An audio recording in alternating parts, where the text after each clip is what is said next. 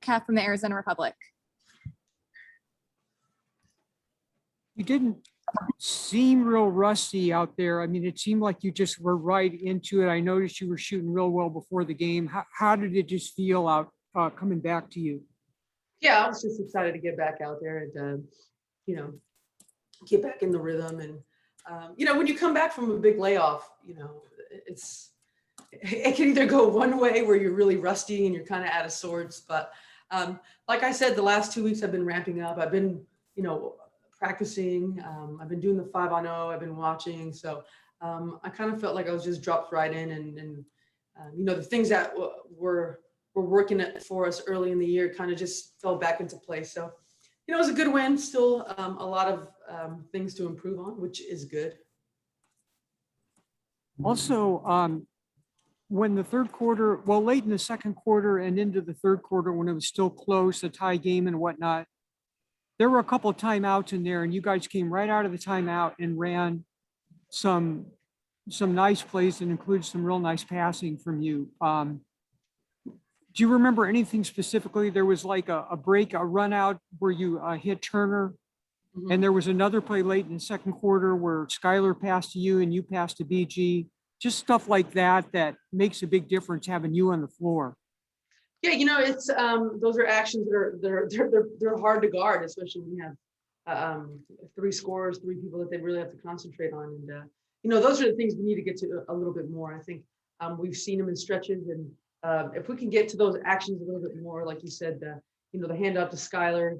I mean, one of the best scorers to play this game, and then it's just a little down screen for me. And if they bite on the down screen, then BG's usually open, and she did a great job finishing. So, that triangle of us three really, comes together, and it's only going to get better. Next up is Doug Feinberg from the Associated Press, followed by Alex Simon. Hey, D, does 9,000 mean anything to you? Be the first one there? I mean, I know it's a number and you're the first to a lot of things, but is that pretty cool, 9K? Yeah, it's cool. It's just, another record that hopefully will be broken by someone who loves basketball, who dedicates their whole life. So, I think today was nice to do it in front of the home crowd. It was, the first game where we had full capacity, and to get it in a win. So there was a lot of positives of getting it today. And, it was good. And how big is it going forward for the next couple of weeks, going into that Olympic break, for you guys to get on a roll here, since there's such a glut of teams right now all around the game? Yeah, we need to get rolling. We need to play good basketball. And I think when we do that and we really bear down and execute the things we want to do, both on offense and defense, we have the confidence, and we know we can be one of the best teams in this league. But that means nothing if you don't come out here and work and try to do it together. So today was just, it was a stepping stone for us as a unit. Next up is Alex Simon with the Next, followed by Paul Richardson. Hi, Dana. It seemed like LA came out with a pretty concerted effort to want to play physical against you guys, which they only had 8. It was quite impressive that they did that. Did you kind of feel any points where you kind of held a bump and you were like, hey, I'm not feeling it right now, so it must be pretty good? Yeah, I mean, I wouldn't be on the court if I felt it at all. I think that was one of the agreements we had with the doctors and the trainers. So, I had a full week of full contact, and it was fine. And today was a physical game, so it was nice to feel that again. And I feel great. So we'll see how I turn up tomorrow. And obviously, basketball is a job, but it kind of also seems like you really just enjoy being back out and competing. Is that kind of something that was hitting you throughout, getting to face an opponent, getting to be back in a game? Was there like a joy, I guess, that came from being in a game again? Well, I always say the minute I'm done competing is the day I don't play anymore. Because that's what it's all about. It's about competition. It's how hard can you push yourself?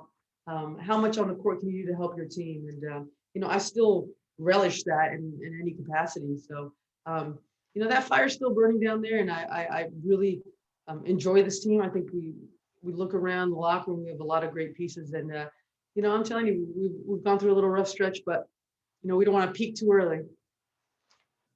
Next up is Paul Richardson with the Sports Cave, followed by Danny Thompson. Diana, first off, congratulations on the win and the points. It's kind of funny because been covering the team for a while, and every time you break a record, you go, well, that's good. And then you start talking about the game. Is it hard to conceptualize that because you're still playing and you're still in the moment? Is that why sometimes it seems like, hey, yeah, that's great, but there's still more to get? Oh, I'm definitely, I guess I'll be happy if I get to 10,000. That's when I'll really be happy, celebrate. I might even throw myself a party. But 9,000, I just feel like there's a lot of work to be done. But I do think back on, I did it all with one team, and that means a lot to me because there's been so many players and coaches and management that's come through Phoenix, and that's really helped me. And I always say I was lucky to be drafted here. I was lucky that they believed in me, that they really put everything behind me. So that means probably more than all the points. Thank you. Congratulations again. Thank you. Our last question will be with Danny Thompson from the 3-point conversion. Danny Thompson with a 3-point conversion. Once again, congratulations on 9,000, but of course, more importantly, congratulations on the win. Thank you. As you look at your career, you're now 39. You hit 9,000 points. You mentioned 10,000 would be a party.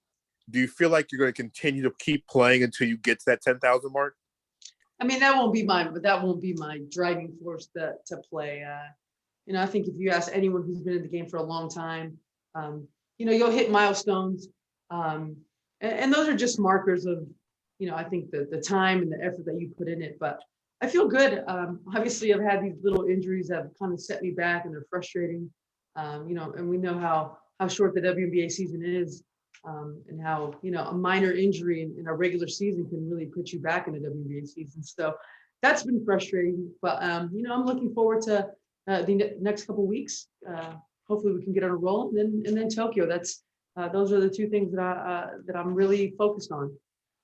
And when you go back to draft night, now we can go all the way back to young Diana, so many eons ago, it seems like. Did you ever think you would hit 9,000 points, the first player ever to do it, have such a wide margin the very first time they handed you that jersey when you were selecting them? Did you ever think it would be this much?